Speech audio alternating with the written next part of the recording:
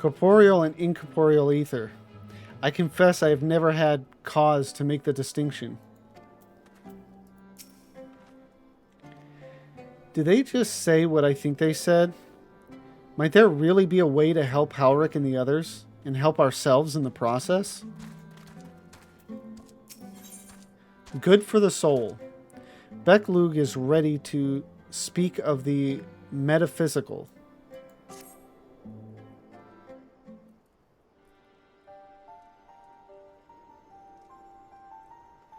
I suspect the Crystal Exarch has told you of my past, that I was once a mage of the royal court of Obert, and that soulcraft was my field of study.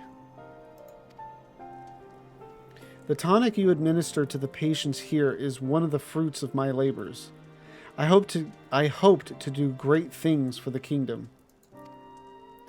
But in the end, my knowledge brought only suffering, a plague the like of which none had ever seen.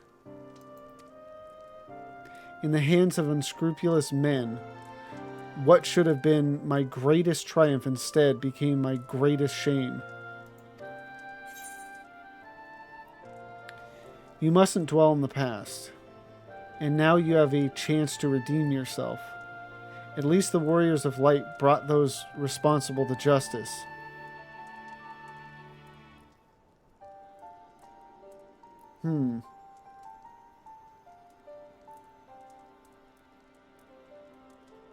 I think I'll go. I don't think this is an issue of redemption, per se. You know, just because somebody else misuses something you created, it's not necessarily on you. But with their current mindset, I think redemption is probably the way to go.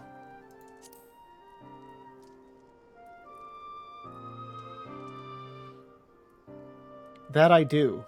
A comforting thought indeed. But let us return to the task at hand. Finding a means by which we might revitalize these people's incorporeal ether. Do you think it can be done? Were the skies still ablaze with primordial light, I would call it an exercise in futility. But now we may have a chance. The method I have in mind will entail the conjuring of a familiar. They are able to amplify the energies poured into them, making them the perfect conduit for the aether revitalizing magics we will ultimately employ.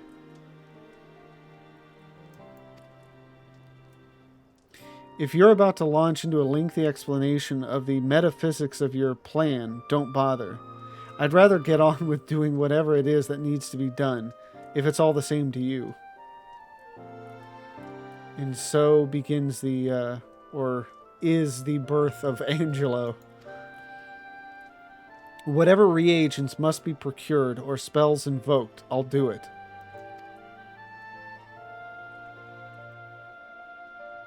It's like, oh, all right. I admire your spirit. Very well. Your first task will be to gather the necessary materials. The purest of waters and finest of clays, as well as a fey lantern brimming with pixie magic. If you're convinced the resulting familiar could help the patients, fine. Alphino, the water and clay will be simple enough, but I think you know what we'll have to do to get the lantern. You don't mean... The pixies took quite a liking to us before. If we humor them with our company, I'm sure they'll be willing to help us. Fine. We'll pay a visit to Ilmeg, though I never thought you would be the one to suggest going back there. I'm impressed you've been there at all, let alone befriended the Fey folk. Oh, while you're about it, seek out the Numo of Plaini.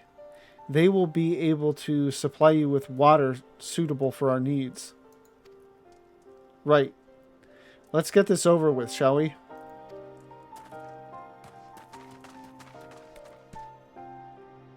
There still remains the matter of the clay. Might I prevail upon you to find it?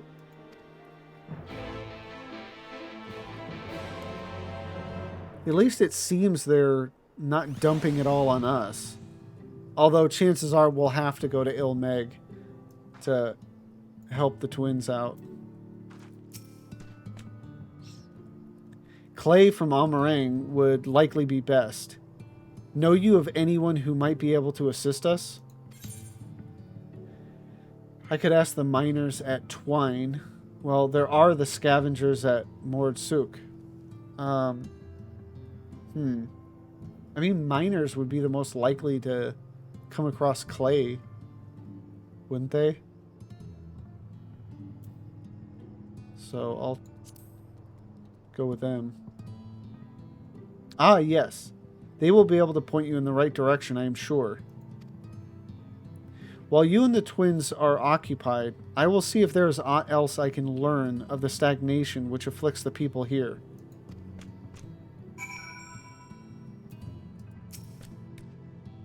I have no doubt that the miners of Twine can help you find what we need. While you are away, I will do what I can to learn about the nature of the patient's affliction. Okay, so Twine.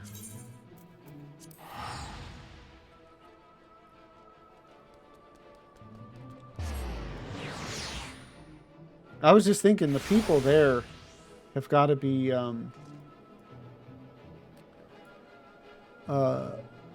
I would imagine wholly unfamiliar with the Numo. Sometimes I wish we had never got that trolley running again. Now Jarek wants more of the bloody things and refuses to shut up about it. I can't stop thinking about that giant talus we built. Can you imagine what it could do with a matching trolley? It feels like a waste not to build one. Dude, I mean, that would be like how would I describe it? An unnecessarily large trolley. Like there would be no.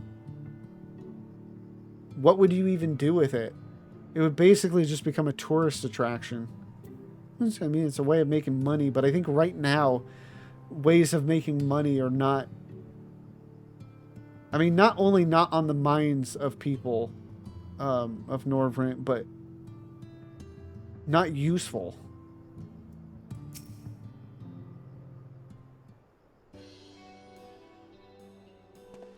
Lavenza, well, what a coincidence. You've come at a good time. We've just this moment finished repairing the Talos and trolley you took to Nabatharang. The trolley was no trouble, but the Talos would have been another matter had we not had a visit from Master Chai. He offered us a share of the leftover building materials from Daedalus Stoneworks, as well as a few trade secrets to help us along. Clever man, that Chai Nuz. He seemed pretty keen on the ideas I had for putting the giant Talos to work. Like a giant trolley, but Magnus still refuses to see all the good we could do with it. You're entitled to your dreams, Jarek, but that doesn't mean you can go harassing our guests with them. Master Chai was just being polite. And something tells me Lavenza here didn't come all this way to talk about trolleys. What is it you need, friend?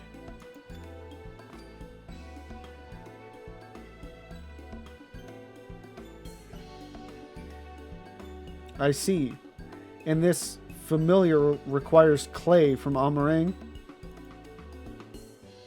Well, look no further. If anyone can find you some quality clay, it's us. Saying that, it isn't exactly a commodity nowadays, but there must be some lurking somewhere or other, waiting to be dug up. If I'm not mistaken, there was a time when they used to take clay from Mount Biren mines to make adobe bricks. place is swarming with coyotes now. But if you're after the good stuff, you could do worse than to look there.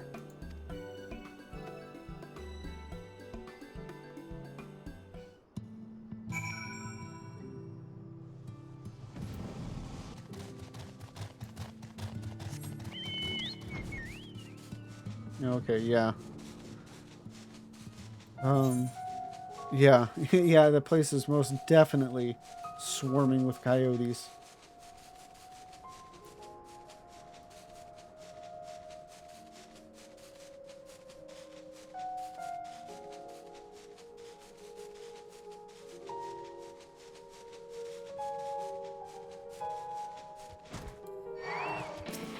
And now these,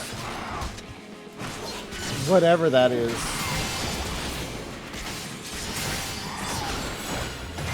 Forest Raucous?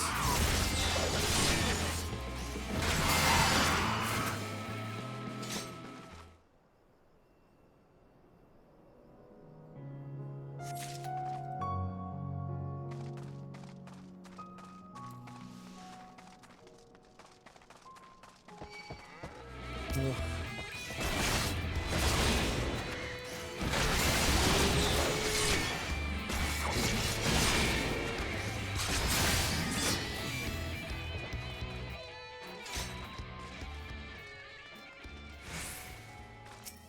I think I got too used to not having to worry about aggro. That now it just pops up all the time because, again, I'm not paying attention.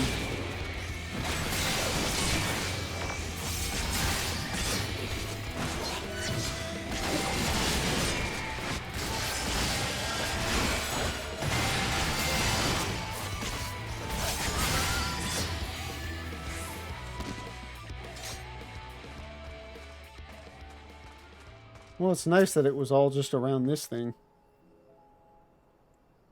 I mean, it wasn't a big area to search anyway, but this made it predictable. Oh, okay, just back to back Luke. There we go.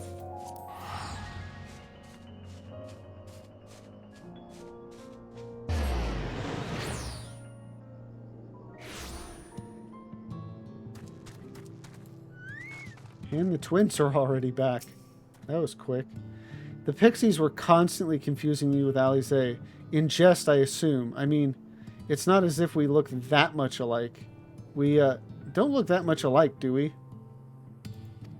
I mean, in A Realm Reborn, like once I figured out, oh, okay, one's hair goes this way and the other goes the other way, made it a little bit easier, but that had better be the only thing we need from the pixies. If I have to endure one more prank, so help me gods. The twins have returned, and in one piece at that. I was convinced the pixies would turn at least one of them into a garden ornament, but no. You have the clay, I take it? Pristine clay, a fine-grained soil material found in Amarang.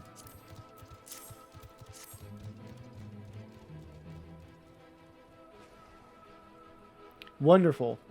We need but combine the clay and the water, then heat the mixture with the Fey Lantern. After that, it will be a simple matter of settling upon a suitable form and performing the necessary incantation. Beck-Luke, I have a question. In the event that we had need of this spell and you weren't around, would it be possible for another to perform the incantation? Assuming they possess the requisite skill, yes. Howrick and the others have suffered so much, and I swore to do everything in my power to save them. If there is a chance this spell could do that, I would be the one to invoke it. Mayhap you should be the one to do so. A deep understanding of the subject's physical state, combined with a strong desire to help them, can drastically increase the magic's effect. And you are plainly more familiar with these people than I. I dare say there are you and all of Norvrent more dedicated to finding a cure. Is that not so, Lavenza? Absolutely, she's the best woman for the job. Very few.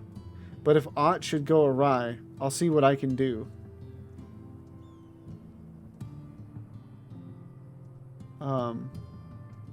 Yeah, I think it reminds me of Y'shtola had said the same thing about Urianger. J.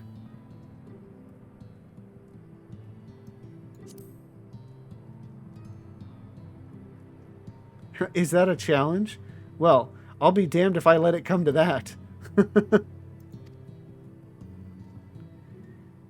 Then we are all of a mind on the matter.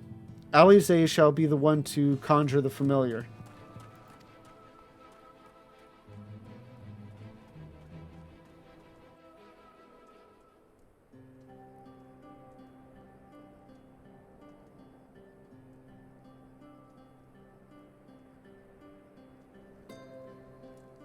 Let us begin.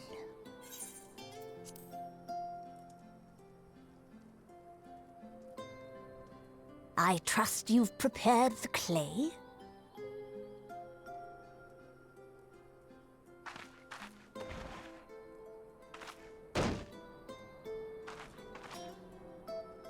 Very good. Now, I would have you sculpt for me a porksy. Plump, with floppy ears and a short curly tail.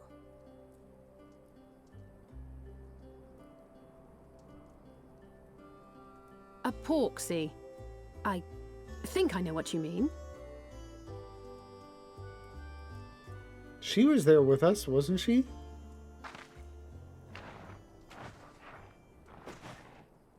And hell, she was with us in Grand There Cosmos. we are. How's that?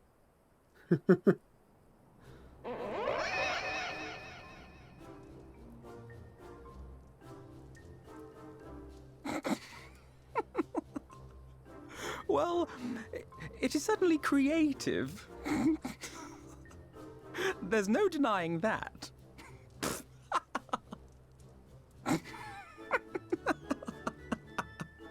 Yes, yes, I'm no artist. Very funny. Pay him no mind, child. Though it may look like a grotesque parody of reality, it is what the invoker believes that matters. A grotesque parody of reality. You're not helping. But I speak the truth. If successful, this incantation will turn imagination into reality. Which is why the only thing of import is what you believe this figure embodies. You must focus. Hold the Porksy's image steady in your mind's eye.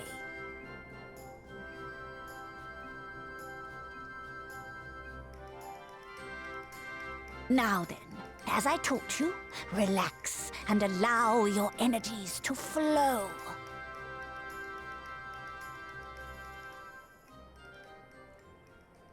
It would be interesting if Angelo actually did come out looking a bit different. Not grotesque, but... With flesh of clay I bid thee rise, on wings of dreams to touch the skies. What once was idle fantasy, I call forth to reality.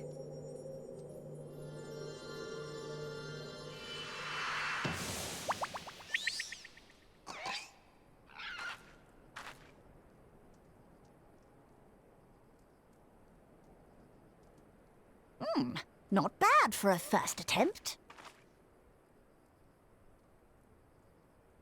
Now, let us see what can be done for young Halric.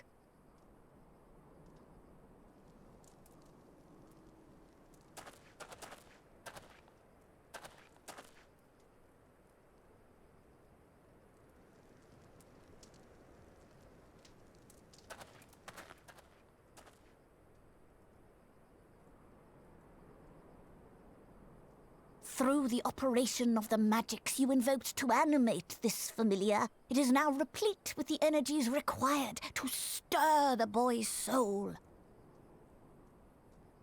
You need but give it a name, and it will do as your heart desires.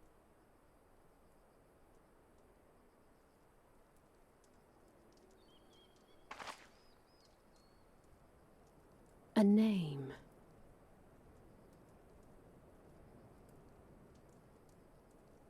All right, I've decided. Now.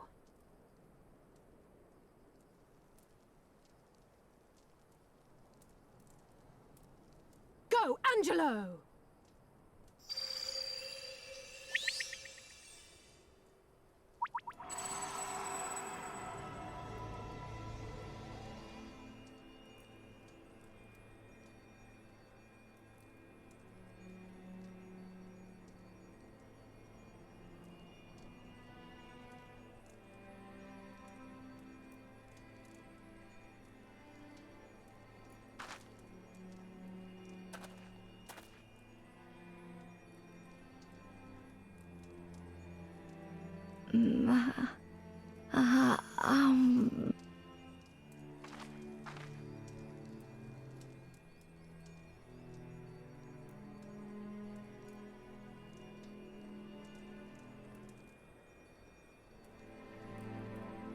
Mother, I... Oh.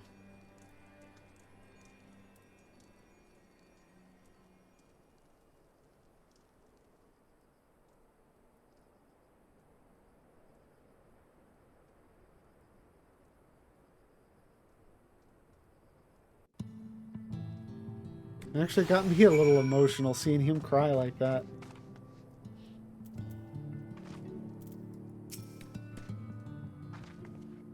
The girl's resolve is quite impressive.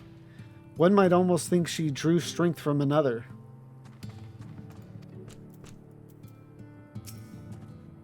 By the 12, though it was only for a moment he spoke, there may yet be hope for these people. Mother... I'll...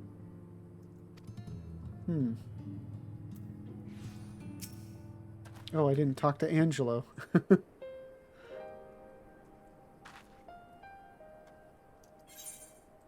How is he, Beklu? Did it work? I believe it did. You and your fledgling familiar have done well. If my eyes do not deceive, a hint of color has returned to his soul. Gods, I would jump for joy if I weren't so exhausted.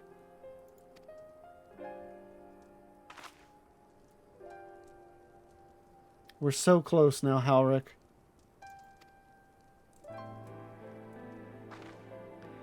As you are even now in the process of discovering, this magic asks much of the invoker. What you may not have realized is that the same is also true of the subject. As such, we must proceed with caution. However, with further treatment, I have the utmost confidence the boy will make a full recovery. Man, that went from like, this almost seems impossible to full recovery. Observing the reanimation of his stagnant soul has been most enlightening. I will need time to put my theories to the proof, but I believe I can fashion a spell to produce the opposite effect, that is, to induce stagnation, thus enabling our safe transport back to the source via Aurosite.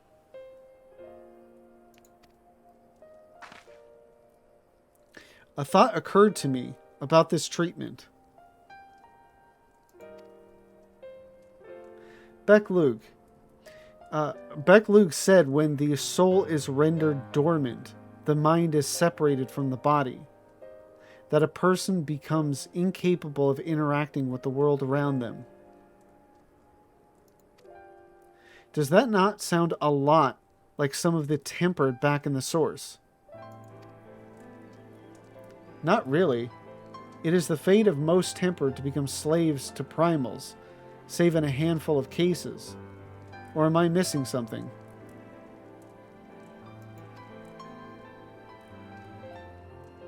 If I can master this technique, the art of revitalizing the soul, I know of at least one in the source who could desperately use such treatment. I'm not sure I follow. Do you really think it could work? Gabu. I mean, Gabu is like... You know, to say that is thinking, oh, right, Gabu, versus do you think it could work? It's like saying, I know exactly who you're saying, or who you're talking about.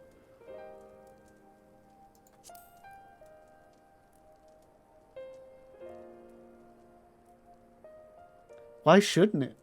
Gabu's condition is virtually identical to Halrick's, is it not? The only difference being that his soul was suffused with earth-aspected ether instead of light. It follows that if his soul is subject to a similar kind of stagnation, there may be a chance we can save him. Forgive me, but who is this Gabu fellow of whom you speak?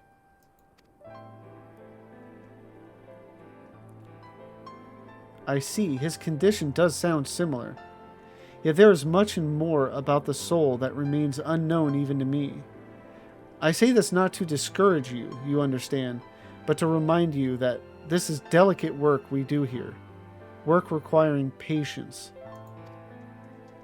Of course, and as long as there is hope for the patience here, I will devote whatever time is needed to see this through. But I refuse to spend that time in idleness. If it's all the same to you, I'd like to stay here with Angelo and continue with their treatment. The two of you should return to the Crystarium with Beck Lug and see if you can't make some headway with their newly posited theories. I would tell you to rest first, but I see you're not to be convinced. Ah, the fire of youth. Let us return to the Crystarium, then. Finally, I found you.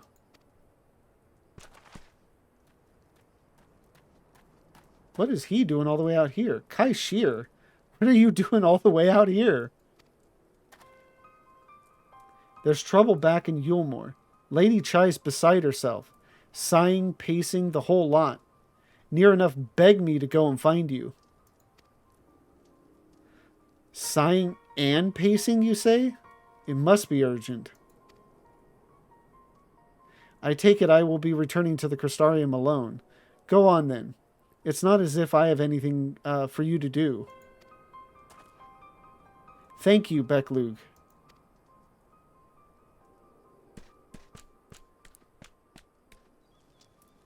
Sorry for bothering you and all that. But she says the future of Yulmore is at stake. And this, I imagine this actually happens before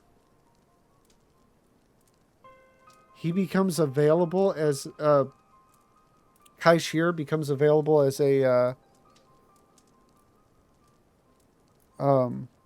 custom delivery person, but maybe not, because I think he's the first one you get that with.